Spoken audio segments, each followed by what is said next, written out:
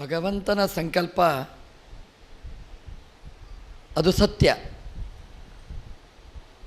ಭಗವಂತ ಏನು ಆಜ್ಞೆ ಮಾಡ್ತಾನೆ ಅದನ್ನು ನಾವು ಅನುಷ್ಠಾನ ಮಾಡಿದರೆ ಅದಕ್ಕೆ ಬರುವ ವಿಘ್ನ ಅದು ಭಗವಂತನೇ ಪರಿಹಾರ ಮಾಡ್ತಾನೆ. ಹರಿಚಿತ್ತ ಸತ್ಯ, ನರಚಿತ್ತಕ್ಕೆ ಬಂದದ್ದು ಲವಲೇಶ ಆಗದು ಅಂತ. ಭಗವಂತನ ಸಂಕಲ್ಪ ಈ ಸೃಷ್ಟಿ ಪ್ರಕ್ರಿಯೆ ಮುಂದುವರಿಬೇಕು ಅಂತ ಬ್ರಹ್ಮದೇವರ ಮೂಲಕ ಆಜ್ಞೆ ಮಾಡಿದ ಸ್ವಯಂಭುವ ಮನುವಿಕೆ. ಸೃಷ್ಟಿಗೆ ಪ್ರತಿಬಂಧಕವಾದ್ದು ಜಲ, ಅರ್ಥಾತ್ ಭೂಮಿಯ ಕೊರತೆ. ಅದನ್ನು ಪ್ರಾರ್ಥನೆ ಮಾಡಿದರೆ ಬ್ರಹ್ಮದೇವರು ಭಗವಂತನ ಮೂಲಕ ಸಮಸ್ಯೆಯನ್ನು ಪರಿಹಾರ ಮಾಡ್ತಾರೆ. ಸಮಸ್ಯೆ ಪರಿಹಾರಕ್ಕೆ ಭಗವಂತನೇ ಬಂದ ಅಂತೆ. ನಮ್ಮ ಪ್ರಾರ್ಥನೆ ಸ್ವಚ್ಛ ಆಗಿರಬೇಕು, ಅದು ನಿಷ್ಕಾಮ ಆಗಿರಬೇಕು, ದೇವರಿಗೆ ಮುಟ್ಟುವ ಹಾಗಿರಬೇಕು, ದೇವರ ಪ್ರೀತಿಗೆ ಕಾರಣ ಆಗಿರಬೇಕು. ಭಗವಂತನೇ ಸ್ವತಃ ಬಂದು ಆ ಸಮಸ್ಯೆಯನ್ನು, ವಿಘ್ನವನ್ನು ಪರಿಹಾರ ಮಾಡ್ತಾನೆ. ಇದು ಸ್ವಯಂಭುವ ಮನುವಿನ ಆಸೆ ಅಲ್ಲ, ಸೃಷ್ಟಿ ಪ್ರಕ್ರಿಯೆ ಇದು ಭಗವಂತನ ಸಂಕಲ್ಪ. ಹಾಗಾಗಿ ಸ್ವಾರ್ಥ ಇಲ್ಲ ಇದರಲ್ಲಿ, ಕಾಮ ಇಲ್ಲ, ಕಾಮ ಇಲ್ಲದೇ ಇದ್ದ ಸೃಷ್ಟಿ. ಹಾಗಾಗಿ ಇದಕ್ಕೇನು ಪ್ರತಿಬಂಧಕ ಭಗವಂತನೇ ನಿವೃತ್ತಿ ಮಾಡಿದ, ಭಗವಂತನೇ ವರಾಹನಾಗಿ ಬಂದ ಅಂತ, ಹಂದಿಯಾಗಿ ಬಂದ ಅಂತ. ನಮ್ಮಲ್ಲೆಲ್ಲ ಹಂದಿ ಇದೆಲ್ಲ ನಿಷಿದ್ಧವಾದ ಪದಾರ್ಥಗಳು, ಅಂದರೆ ಹೊಲಸು, ತಿಂದು ಹೊಲಸಾಗಿ ಕಾಣುವಂಥದ್ದು. ಆದರೆ ಭಗವಂತನೇ ಹಂದಿಯಾಗಿ ಬಂದರೆ ಹೇಗಿರುತ್ತದೆ? ಭಗವಂತ ನಿರ್ದೋಷ, ಭಗವಂತ ಗುಣಪರಿಪೂರ್ಣ, ನೇಹ ನಾನಾಸ್ತಿ ಕಿಂಚನ. ಭಗವಂತನ ಮೂಲರೂಪ, ಭಗವಂತನ ಅವತಾರ ಯಾವ ವ್ಯತ್ಯಾಸವೂ ಇಲ್ಲ. ಅದಕ್ಕೆ ಭಗವಂತ ವರಾಹನಾಗಿ ಅವತರಿಸಿದ. ಹೆಸರೇ ಹೇಳುವ ಹಾಗೆ ಅದು ಜ್ಞಾನಾನಂದಮಯವಾದದ್ದು, ದೋಷರಹಿತವಾದ್ದು. ವರ ಅಹ, ವರ ಅಂದರೆ ವಾ ಅಂದರೆ ಜ್ಞಾನ, ರ ಅಂದರೆ ರಮಕ್ರೀಡಾಯಾಮ್ ರತಿ ಆನಂದ. ವರ ಅಂದರೆ ಜ್ಞಾನಾನಂದಮಯವಾದ ಸರ್ವೋತ್ಕೃಷ್ಟವಾದ ಸಕಲ ಗುಣ ಪರಿಪೂರ್ಣವಾದ ದೇವರು ಅಂತ ಅರ್ಥ. ಅಹ ಹಾತುಂ ಯೋಗ್ಯ ನಭವತಿ ಇತಿ ಅಹ ಅಂದರೆ ಹೇಯವಾದದ್ದು ಅಲ್ಲವೇ ಅಲ್ಲ, ಹೇಯವಾದ್ದು ಯಾವುದೂ ಇಲ್ಲ, ದೋಷ ಇಲ್ಲದೇ ಇದ್ದವ, ನಿರ್ದೋಷವಾದ್ದು. ನಾವು ಕಾಣುವ ಹಂದಿಯಲ್ಲಿ ದೋಷನೇ ತುಂಬಿದೆ, ಭಗವಂತನಲ್ಲಿ ದೋಷನೇ ಇಲ್ಲ. ಹಂದಿಯಲ್ಲಿ ಗುಣನೇ ಇಲ್ಲ, ವರಾಹನಲ್ಲಿ ಗುಣ ತುಂಬಿದೆ. ಸುಮ್ಮನೆ ನಮಗೆ ಉದಾಹರಣೆಗೆ ಈ ಹಂದಿ ಅಷ್ಟೇ ಹೊರತು ಭಗವಂತ ಅದ್ಭುತವಾದ ಹಂದಿ. ಅದು ಬ್ರಹ್ಮದೇವರ ನಾಸಾಪುಟದಿಂದ ಬಂದಿದೆ ಅಂದರೆ ಸತ್ಯಲೋಕದ, ಅಂದರೆ ಸುಂದರ ಲೋಕದ ದೋಷರಹಿತರಾದ ಬ್ರಹ್ಮದೇವರ ನಾಸಾದಿಂದ ಅವತರಿಸಿದ ವರಾಹ ಇಳಿಯುವಾಗ ಪುಟ್ಟ ರೂಪ ಅಂತೆ. ನೋಡ್ತಾ ಇರುವಾಗಲೇ ಬೃಹದ್ರೂಪವಾಗಿ ಭಗವಂತ ಕಾಣಿಸಿಕೊಂಡ ಅಂತ. ಕಾಣುವ ದೃಷ್ಟಿಗೆ ಪುಟ್ಟ ರೂಪ, ಕಾಣುವ ದೃಷ್ಟಿಗೆ ಅದು ಬೃಹದ್ರೂಪ. ಅದರಲ್ಲಿ ನೇಹ ನಾನಾಸ್ತಿ ಕಿಂಚನ. ಭಗವಂತನದು ಅಣುರೂಪ, ಬೃಹದ್ರೂಪ, ಅದು ಬೇರೆ ಅಲ್ಲ. ಅದೇ ಅಣು, ಅದೇ ಬೃಹತ್. ಕಣ್ಣು ಚಿಕ್ಕದಾದರೆ ಚಿಕ್ಕದಾಗಿ ಕಾಣಿಸ್ತದೆ, ನೋಡುವ ಕಣ್ಣು ದೊಡ್ಡದಾದರೆ ದೊಡ್ಡದಾಗ್ತದೆ. ನೋಡುವ ಕಣ್ಣು ನಮ್ಮದು ಹೇಗಿದೆ ಹಾಗೆ. ಒಂದು ಕಾರ್ಯಕ್ರಮ ಹೇಗಿತ್ತು ರೀ, ಏನು ಪ್ರಯೋಜನ ಇಲ್ಲ. ನೀವು ಇನ್ನೊಬ್ಬರ ಹತ್ರ ಕೇಳಿ, ಏನ್ರೀ ಕಾರ್ಯಕ್ರಮ ಅದ್ಭುತ ಅಂತ. ಕಾರ್ಯಕ್ರಮ ಒಂದೇ, ಒಬ್ಬನ ದೃಷ್ಟಿಯಲ್ಲಿ ಚಿಕ್ಕದು, ಒಬ್ಬನ ದೃಷ್ಟಿಯಲ್ಲಿ ಭಾರೀ ದೊಡ್ಡದು. ಕಾಣುವ ಕಣ್ಣಿನಲ್ಲಿ ಚಿಕ್ಕದನ ಇದ್ದರೆ ಅದು ಚಿಕ್ಕದಾಗಿ ಕಾಣಿಸ್ತದೆ, ಕಾಣುವ ಕಣ್ಣಲ್ಲಿ ಬೃಹತ್ವ ಇದ್ದರೆ ಅದು ಬೃಹತ್ತಾಗಿ ಕಾಣಿಸ್ತದೆ. ದೇವರನ್ನು ಕಾಣುವ ಕಣ್ಣು ನಮ್ಮದಾಗಬೇಕು. ಅದು ವರಾಹ ಬೃಹತ್ತಾಗಿ ಬೆಳೆಯುತ್ತಂತೆ. ನಮ್ಮದು ಪ್ರಾರ್ಥನೆ ಹಾಗಾಗಬೇಕು, ಅದು ಅಣು ಪ್ರಾರ್ಥನೆಯಿಂದ ಬೃಹತ್ತಾಗಿ ಬೆಳೆಯಬೇಕು. ದ್ವಿತೀಯ ಸ್ಕಂದದಲ್ಲಿ ಹೇಳಿದ್ದು ಇದನ್ನೇ. ಇದನ್ನು ಪ್ರಯೋಗದಲ್ಲಿ ತಂದು ತೋರಿಸ್ತಾರೆ. ಆ ವರಾಹ ಅವತಾರ ಮಾಡಿದ್ದು ಅದು ದೋಷ ನಿರ್ಮೂಲನೆಗೋಸ್ಕರ ಬಂದದ್ದು. ದೋಷ ಅಂದರೆ ಕಳ್ಳರನ್ನು ನಿರ್ಮೂಲನೆ ಮಾಡಲಿಕ್ಕೆ ಬಂದದ್ದು, ದರೋಡೆಕಾರರನ್ನು ಓಡಿಸಲಿಕ್ಕೆ ಬಂದದ್ದು.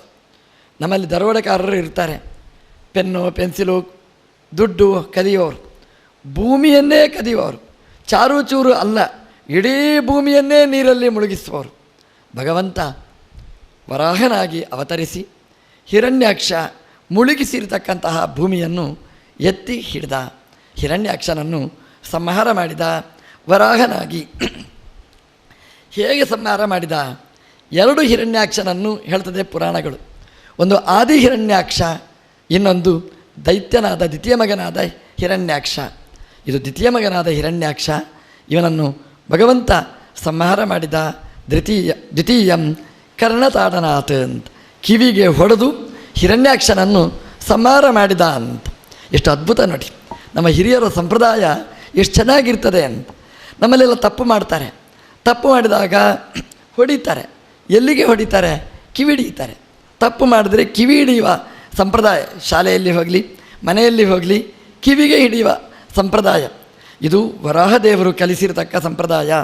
ಹಿರಣ್ಯಾಕ್ಷನನ್ನು ಕಿವಿ ಹಿಂಡಿ ಸಂಹಾರ ಮಾಡಿದ ಅಂತ ಭಾಗವತ ಹೇಳ್ತದೆ. ಅಂದರೆ ತಪ್ಪನ್ನು ತಿದ್ದುವ ಜಾಗ ಅದು ಕಿವಿ. ಮನುಷ್ಯ ವಿಶೇಷವಾಗಿ ಹಾಳಾಗುವುದು ಕಿವಿಯಿಂದ. ಇನ್ನೊಬ್ಬರು ಹೇಳಿದ್ದನ್ನು ಕೇಳಿದ್ದರಿಂದ, ಕೇಳಬಾರದ್ದನ್ನು ಕೇಳಿದ್ದರಿಂದ ಆ ಕಿವಿಯನ್ನು ತಿದ್ದಿದರೆ ನಾವೆಲ್ಲ ಸರಿಯಾಗ್ತೇವೆ ಅಂತ. ಅದಕ್ಕೆ ದಿನನಿತ್ಯ ಕೇಳಬೇಕು, ಒಳ್ಳೆಯದನ್ನು ಕೇಳಬೇಕು, ದೇವರ ಬಗ್ಗೆ ಕೇಳಬೇಕು, ನಮ್ಮ ತಪ್ಪಿನ ಬಗ್ಗೆ ನಾವು ಕೇಳಬೇಕು.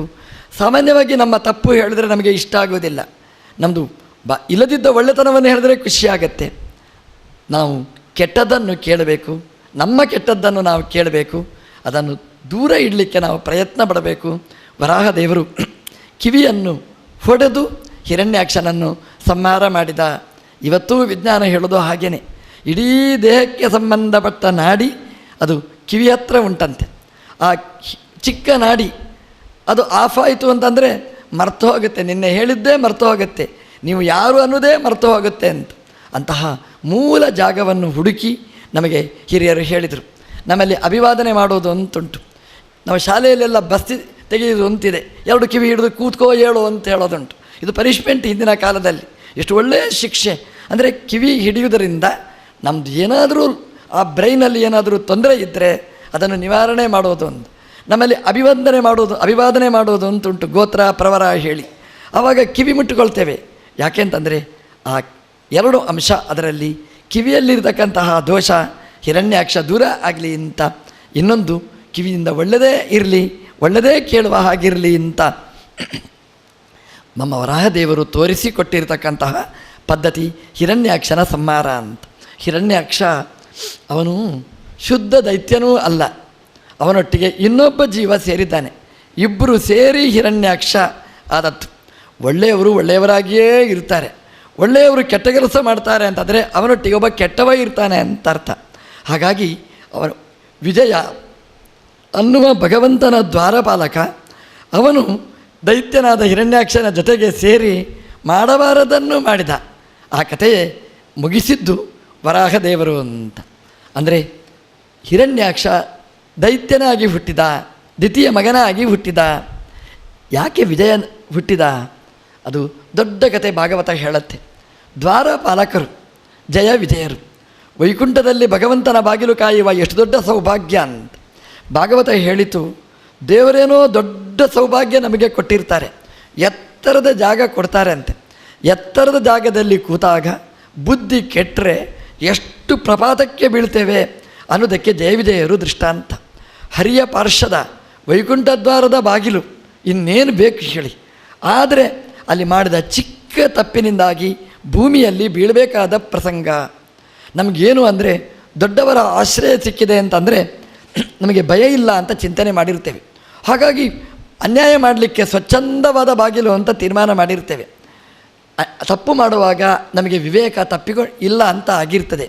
ಹಾಗಾಗಿ ಆ ಜಾಗದಲ್ಲಿ ಮಾಡಿದ ಚಿಕ್ಕ ಪ್ರಮಾದ ಎಷ್ಟು ದೊಡ್ಡ ಅನರ್ಥಕ್ಕೆ ಕಾರಣ ಆಯಿತು ಅನ್ನೋದಕ್ಕೆ ಜಯವಿಜಯರು ಸಾಕ್ಷಿ ಅಂತ. ಮಾಡಿದ ತಪ್ಪೇನೂ ದೊಡ್ಡದು ಅಂತ ನಮಗೆ ಅನಿಸುವುದಿಲ್ಲ. ಸನಕಾದಿಗಳು ಬಂದರು, ತಡೆದರು ಅಷ್ಟೇ. ಮಾಡಿದ ಕೆಲಸ ಇಷ್ಟೇ ಅವರು ಅಲ್ವಾ. ದ್ವಾರಪಾಲಕರು ಇರೋದು ಯಾವುದಕ್ಕೋಸ್ಕರ? ಕೆಲಸನೇ ಅವರಿಗೆ ತಡೀರಿ ಅಂತ ಹೇಳುವಂಥದ್ದೇ ದ್ವಾರಪಾಲಕರ ಕೆಲಸ. ಮಾಡಿದ್ದು ತಪ್ಪ, ಆದರೆ ತಪ್ಪಾಯಿತು. ದ್ವಾರಪಾಲಕರಿಗೆ ಒಂದೇ ಕೆಲಸ ಅಲ್ಲ, ತಡೆಯುವುದು ಮಾತ್ರ ಕೆಲಸ ಅಲ್ಲ, ಒಳಗೆ ಬಿಡುವುದೂ ಕೆಲಸ.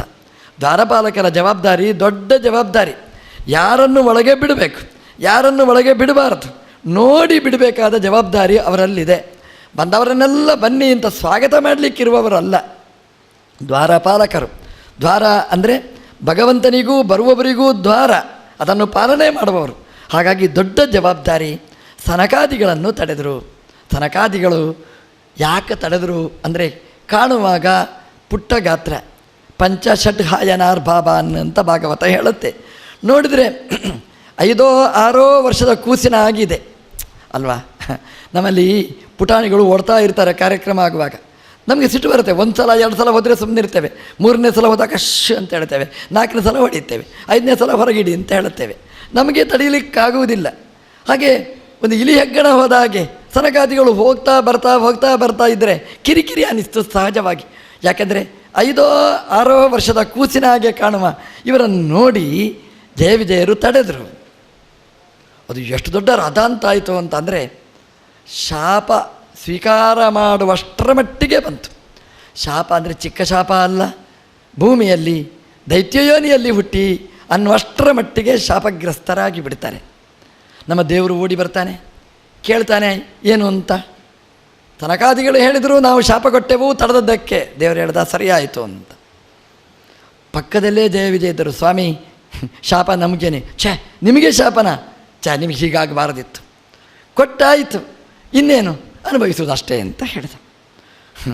ಆವಾಗಲೇ ಮೇ ಡೇ ಅಂತ ಪ್ರಾರಂಭ ಆದ್ದು. ಕಾರ್ಮಿಕರ ದಿನಾಚರಣೆ ಅವತ್ತೇ, ಕಾರ್ಮಿಕರ ಸಂಘ ಅಂತ ಅವತ್ತೇ ಪ್ರಾರಂಭ ಆದ್ದು.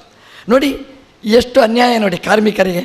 ದೇವರ ದ್ವಾರವನ್ನು ಪಾಲನೆ ಮಾಡ್ತಾ ಇರತಕ್ಕಂತಹ ಕರ್ಮದಲ್ಲಿ ನಿಷ್ಣಾತರಾದವರಿಗೆ, ಪ್ರಾಮಾಣಿಕವಾಗಿ ಕರ್ಮ ಮಾಡಿದವರಿಗೆ ಭಗವಂತ ಸಹಾಯ ಮಾಡಲಿಲ್ಲ. ಆಯಿತು ರಾಕ್ಷಸರಾಗಿ ಹುಟ್ಟಿ ಅಂತ ಭಗವಂತ ಹೇಳಿದ. ಎಷ್ಟು ಅನ್ಯಾಯ. ಟೀಚಿಂಗ್ ನಾನ್ ಟೀಚಿಂಗ್ ಸ್ಟಾಫ್ ಇದ್ದ ಹಾಗೆ. ಸನಕಾದಿಗಳದ್ದು ಟೀಚಿಂಗ್ ಸ್ಟಾಫ್ ಅವರು, ಇದು ನಾನ್ ಟೀಚಿಂಗ್. ಇದು ಅನ್ಯಾಯ ಅಂತ ಹೇಳಿದರೆ ದೇವರು ಹೇಳ್ತಾನೆ, ದೇವರು ಯಾರಿಗೂ ಅನ್ಯಾಯ ಮಾಡುವುದಿಲ್ಲ. ವೈಷಮ್ಯ ನೈರ್ಗಣ್ಯೇನ ಸಾಪೇಕ್ಷತ್ವ ತಾಯಿ ದರ್ಶನಂ ಅಂತ. ಭಗವಂತ ನಿಷ್ಪಕ್ಷಪಾತಿ, ಯಾರಿಗೆ ಏನು ಮಾಡಬೇಕೋ ಅದು ಮಾಡಿದ. ದೇವರಿಗೆ ಜ್ಞಾನದ ಮೇಲೆ ಪ್ರೀತಿಯಂತೆ. ದೇವರಿಗೆ ಜ್ಞಾನಿ ಅಂದರೆ ತುಂಬ ಇಷ್ಟ ಅಂತೆ. ಜ್ಞಾನಿ ಪ್ರಿಯತಮಃ, ಜ್ಞಾನಿಗಿಂತ ಇಷ್ಟನಾದವ ಮತ್ತೊಬ್ಬ ಇಲ್ಲ. ಹಾಗಾಗಿ ಸನಕಾದಿಗಳನ್ನು ತಡೆದದ್ದು ಭಗವಂತನಿಗೆ ಇಷ್ಟ ಆಗಲಿಲ್ಲ. ಹಾಗಾಗಿ ಜ್ಞಾನಿಗಳು ಏನು ಹೇಳಿದರೂ ಭಗವಂತ ಕಣ್ಣು ಮುಚ್ಚಿ ಹಸ್ತಾಕ್ಷರ ಹಾಕ್ತಾನೆ ಅಂತೆ, ನೀವು ಹೇಳಿದ್ದು ಸರಿ ಅಂತ.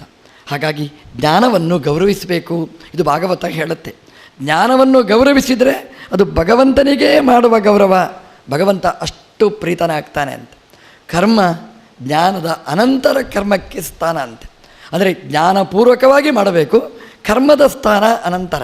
ದೇವರು ಕರ್ಮ ಯಾಕೆ ಇಷ್ಟಪಡ್ತಾನೆ ಅಂದರೆ ಕರ್ಮದಿಂದ ಜ್ಞಾನ, ಕರ್ಮಣ ಜ್ಞಾನ ಮಾತನೋತಿ. ಕರ್ಮ ಜ್ಞಾನದಲ್ಲಿ ಪರ್ಯವಸಾನ ಆದರೆ ಆ ಕರ್ಮ ಭಗವಂತನಿಗೆ ಇಷ್ಟ ಆಗ್ತದೆ ಅಂತ. ಹಾಗಾಗಿ ಜ್ಞಾನಿಗಳಷ್ಟು ಕರ್ಮವನ್ನು ಭಗವಂತ ಪ್ರೀತಿ ಮಾಡುವುದಿಲ್ಲ. ಪ್ರೀತಿ ಮಾಡುವುದಿಲ್ಲ ಅಂತಲ್ಲ, ಜ್ಞಾನಿಗದಷ್ಟು ಸ್ಥಾನಮಾನ ಕರ್ಮಕ್ಕಿಲ್ಲ. ಹಾಗಾಗಿ ಸನಕಾದಿಗಳ ಶಾಪ ಭಗವಂತ ಒಪ್ಪಿಕೊಂಡ ಅಂತ. ಹಾಗೆ ಅಂತ ಕರ್ಮಕ್ಕೆ ಭಗವಂತ ತಿರಸ್ಕಾರ ಮಾಡಲಿಲ್ಲ ಅಂತ.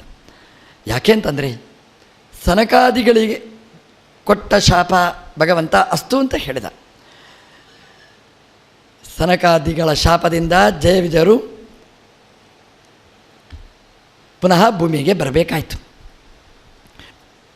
ಹಿರಣ್ಯಾಕ್ಷ, ಹಿರಣ್ಯಕಶಿಪು ಅವರನ್ನು ಕರ್ಕೊಂಡು ಬಂದರು. ಇದು ಭಾಗವತ ಹೇಳೋದು. ನೀವು ಎಷ್ಟೇ ಕರ್ಮ ಮಾಡಿ ಜ್ಞಾನಲೋಪ ಆಯಿತು ಅಂತಂದರೆ ನಿಮ್ಮನ್ನು ಹೈಜಾಕ್ ಮಾಡಲಿಕ್ಕೆ ತಯಾರಾಗಿರ್ತಾರೆ ದೈತ್ಯರು ಅಂತ. ಜ್ಞಾನಿಗಳ ಜೊತೆಗೆ ನಿಮಗೆ ವಿರೋಧ ಬಂದರೆ, ಕರ್ಮಕ್ಕೆ ವಿರೋಧ ಬಂದರೆ ಆ ಕರ್ಮ ಎಲ್ಲಿಯೋ ದೈತ್ಯರ ಪಾಲಿಗೆ ಆಹುತಿ ಆಗ್ತದೆ ಅಂತ. ಹಿರಣ್ಯಕಶಿಪು ಹಿರಣ್ಯಾಕ್ಷ ಸನ್ನದ್ಧರಾಗಿದ್ದರು. ಜಯ ವಿಜಯರನ್ನು ಕರ್ಕೊಂಡು ಹೋದರು ಅಂತ. ದೈತ್ಯರು ಯಾವಾಗ ಬರ್ತಾರೆ? ಜ್ಞಾನಕ್ಕೆ ವಿರೋಧ ಮಾಡಿದರೆ, ಜ್ಞಾನಿಗಳ ಜೊತೆಗೆ ಸಂಗ್ರಾಮ ಮಾಡಿದರೆ, ಜ್ಞಾನಿಗಳ ಆಕ್ರೋಶಕ್ಕೆ ಒಳಗಾದರೆ ಕರ್ಮ ದೈತ್ಯರ ಪಾಲಿಗೆ ಹೋಗ್ತದೆ. ಹಾಗಾಗಿ ನಾವು ಮಾಡುವ ಕರ್ಮಗಳೆಲ್ಲ ಜ್ಞಾನಪೂರ್ವಕವಾಗಿರಬೇಕು, ಅನುಸಂಧಾನಪೂರ್ವಕವಾಗಿರಬೇಕು. ಭಗವಂತನ ಸರ್ವೋತ್ತಮತ್ವವನ್ನು ಒಪ್ಪಿಕೊಂಡು ಮಾಡುವ ಕರ್ಮ ಆದರೆ ಅದು ಪರಿಪೂರ್ಣ ಪ್ರಮಾಣದಲ್ಲಿ ಫಲವತ್ತಾಗ್ತದೆ. ಇಲ್ಲದಿದ್ದರೆ ಹಿರಣ್ಯಕಶಿಪು ಹಿರಣ್ಯಾಕ್ಷರು ಹೈಜಾಕ್ ಮಾಡಿ ತಗೊಂಡು ಹೋಗುವ ಭಯ ಇದೆ ಅನ್ನೋದನ್ನು ಭಾಗವತ ನಮಗೆ ಎಚ್ಚರಿಸಿತು. ದೇವರು ಎಷ್ಟು ಕರುಣಾಳು. ಹಿರಣ್ಯಕಶಿಪು ಹಿರಣ್ಯಾಕ್ಷ ಜಯ ವಿಜಯರನ್ನು ಅಪಹಾರ ಮಾಡಿಕೊಂಡು ಹೋದರೆ ನಮ್ಮ ದೇವರು ಬೆನ್ನ ಹಿಂದೆ ಸಾಗಿದ ಅಂತ. ಇದು ಭಗವಂತನ ಕಾರುಣ್ಯ ಅಂತ. ಮಗುವನ್ನು ಯಾರಾದರೂ ಹಿಡ್ಕೊಂಡು ಹೋದರೆ ತಾಯಿ ತಂದೆ ಬೆನ್ನ ಹಿಂದೆ ಹೋಗ್ತಾರೆ. ಅಗತಿಕರಾಗಿ ರೋದನೆ ಮಾಡಿಕೊಂಡು ಭಗವಂತ ಪ್ರತಿಭಟನೆ ಮಾಡಿ ತನ್ನ ಶಕ್ತಿಯನ್ನು ಪ್ರದರ್ಶನೆ ಮಾಡಿ ಬೆನ್ನ ಹಿಂದೆ ಸಾಗಿದ. 3 ಜನ್ಮದಲ್ಲಿ ರಾಕ್ಷಸ ಯೋನಿಯಾಗಿದ್ದರೆ, ಭೂಮಿಯಲ್ಲಿ ಹುಟ್ಟಿದರೆ ಭಗವಂತ 4 ಅವತಾರಗಳನ್ನು ಸ್ವೀಕಾರ ಮಾಡಿದ. ಎಷ್ಟು ಕಾರುಣ್ಯ ಭಗವಂತನದ್ದು ನೋಡಿ. ದೇವರ ಪ್ರೀತಿಗೋಸ್ಕರ ನಾವು ಏನಾದರೂ ಮಾಡಿದರೆ ಅದು ವ್ಯರ್ಥ ಆಗುವುದಿಲ್ಲ. ನ ದೇವತೋಷಣಂ ವೃತ. ಜಯ ವಿಜಯರು ಭಗವಂತನ ದ್ವಾರ ಕಾದಿದ್ದಾರೆ, ಅದಕ್ಕೆ ಅದು ವ್ಯರ್ಥ ಆಗಲಿಲ್ಲ, ಸಾರ್ಥಕ ಆಯಿತು. ಯಾಕೆಂದರೆ ಭಗವಂತ ಅವರ ಬೆನ್ನ ಹಿಂದೆ ಬರ್ತಾನೆ. ಎಷ್ಟು ಸೌಭಾಗ್ಯ ಗೊತ್ತಾ. ನಮ್ಮ ದೈತ್ಯರಾಗಿ ಹುಟ್ಟಿದರು, ರಾಕ್ಷಸ ಕೃತ್ಯ ಮಾಡಿದರು, ಭಗವಂತ ಬೆನ್ನ ಹಿಂದೆ ಬರ್ತಾನೆ ಅಂದರೆ ಇದು ದೊಡ್ಡ ಸೌಭಾಗ್ಯ. ಅದರಿಂದ ಕರ್ಮ ಮಾಡಿದರೆ, ದೇವರ ಪ್ರೀತಿಗೋಸ್ಕರ ಕರ್ಮ ಮಾಡಿದರೆ ಅದು ವ್ಯರ್ಥ ಆಗುವುದಿಲ್ಲ. ದೇವರು ಬೆನ್ನ ಹಿಂದೆ ಬಂದ ರಕ್ಷಣೆ ಮಾಡಲಿಕ್ಕೆ. ಹಾಗಾಗಿ ಭಗವಂತ ಹಿರಣ್ಯಾಕ್ಷನ ಬೆನ್ನ ಹಿಂದೆಯೇ ಬಂದ.